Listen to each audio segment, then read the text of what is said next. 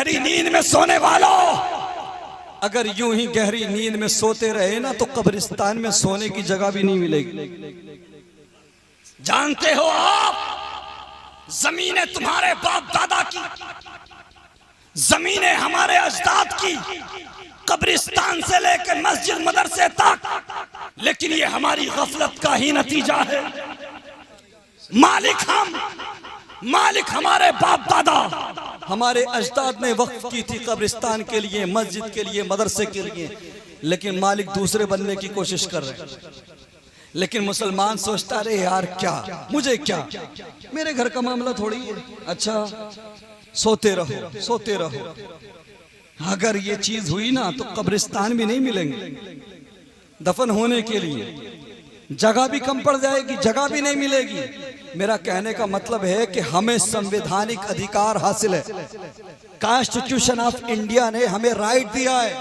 तुम ज्यादा कुछ नहीं कर सकते, मैं तुमसे कुछ करने को नहीं बोलता, लेकिन कम से कम कानून के दायरे में रहकर अपनी मांग तो रख सकते हो, आवाज तो उठा सकते हो। या भी ईमेल करने का कहा गया कि भाई अपनी राय शुमारी कराएं, अपनी राय दें ईमेल के जरिए, वक्फ बोर्ड को भेजें, तो उसमें भी मुसलमानों ने 3 से 4 करोड़ ईमेल पहुंचे गालिबन है।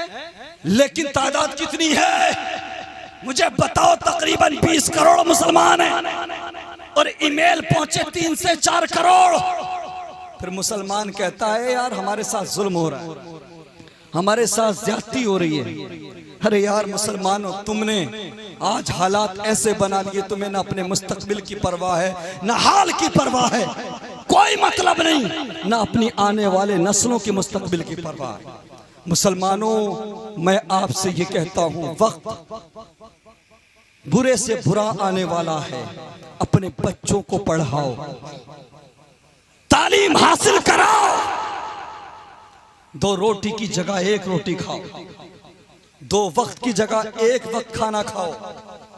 आपके पास कार है या नहीं, आपके पास अच्छा मकान है या नहीं, डजंट मैटर, लेकिन बच्चों के हाथों में कलम दे दो, क्योंकि आने वाला वक्त उसका होगा जिसके हाथ में कलम होगा।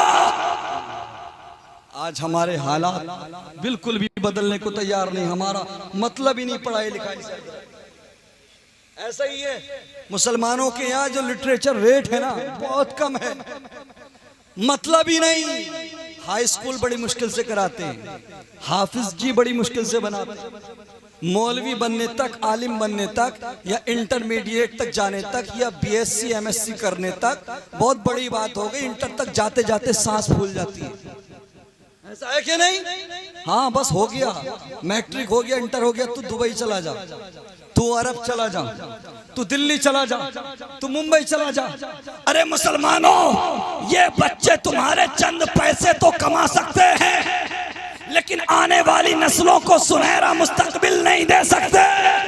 इसलिए सुनो, चाहे तुम्हें अपना जाती मकान बेच के किराए के मकान में रहना पड़े, चाहे तुम्हें कार की जगह मोटरसाइकिल से चलना पड़े, लेकिन तहैया कर लो, चाहे हालात जैसे भी आ जाए, हम अपने बच्चों को मौलवी बनाएंगे तो टॉप क्लास का, आलिम बनाएंगे तो बेहतरीन आलिम बनाएंगे, डॉक्टर बनाएंगे तो सिर्फ पुड़िया बांधने वाला डॉक्टर नहीं, बल्कि डिग्री दिलाकर MBBS और IAS बनाएंगे, IPS बनाएंगे। ये सोच रखो, समझ रहे हो आप? आज दिल रोता है, तकलीफ होती है। किसी भी डिपार्टमेंट में चले जाओ, दूर दूर तक मुसलमानों का कोई नौजवान नजर नहीं आता, समझ रहे हैं आप? और माफ करेंगे, ये नौजवान बैठे हैं, इनका जो 24 घंटे में से अगर मैं कहूं 20 घंटे सोशल मीडिया पे गुजर रहा है, ऐसा है कि नहीं? इमाम साहब की बिला तशरीफ रखते हैं। जो टॉप 10 सोशल मीडिया इन्फ्लुएंसर हैं, नाच गाना जो रील बनाती हैं लड़कियां और लड़के, टॉप 10 का मतलब समझते हो? 10 सबसे ज्यादा मशहूर टॉप 10। जब आप लिस्ट निकाल कर देखोगे तो 10 जो सबसे ज्यादा मशहूर मुजरा करने वाले लड़के और लड़कियां हैं टिकटॉक और इंस्टाग्राम और फेसबुक की रील पर, उन 10 में से 8 मुस्लिम लड़के और लड़कियां हैं।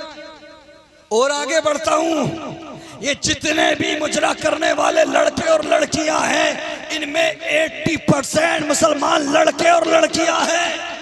80% दूसरे लोग अपने बच्चों को पढ़ाकर डॉक्टर बना रहे हैं, इंजीनियर बना रहे हैं। और मुसलमानों के अलावा जितने बच्चे हैं, जितनी भी कौमें हैं, सबके बच्चों को देख लो, 90% बच्चे आपको आला तालीम हासिल करते हुए नजर आएंगे। कोई यूपीएससी की तैयारी कर रहा है, कोई नीट की तैयारी कर रहा है, कोई किसी चीज की तैयारी कर रहा है, लेकिन ये मुसलमान हैं। अल्लाह अकबर। इनके बच्चे न इन्हें पढ़ने से मतलब है, न इन्हें लिखने से मतलब है, न इन्हें मुस्तकबिल से मतलब है कि रातों दिन अपना सारा वक्त सोशल मीडिया पर लगाते हैं। सुनो नौजवानों, तुम मुजरा करके 2-4 लाख सब्सक्राइबर तो कमा सकते हो, 2-4 लाख रुपया कमा सकते हो, लेकिन तुम्हें इज्जतें नहीं मिल सकती, तुम आगे नहीं बढ़ सकते, तुम्हारी नस्लें नहीं सुधर सकती। मुजरा करने से कोई इज्जतें नहीं पाता है, कामयाब नहीं होता है। इज्जतें पाने के लिए 8 से 10 साल मेहनत करना पड़ती है, पढ़ाई।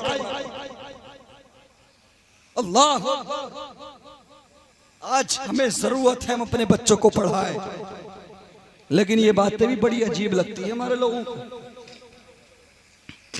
कंपटीशन चल रहा है मकान बनाने में। हाँ, अगर पड़ोसी ने 20 लाख लगाए तो 25 लाख लगाऊंगा।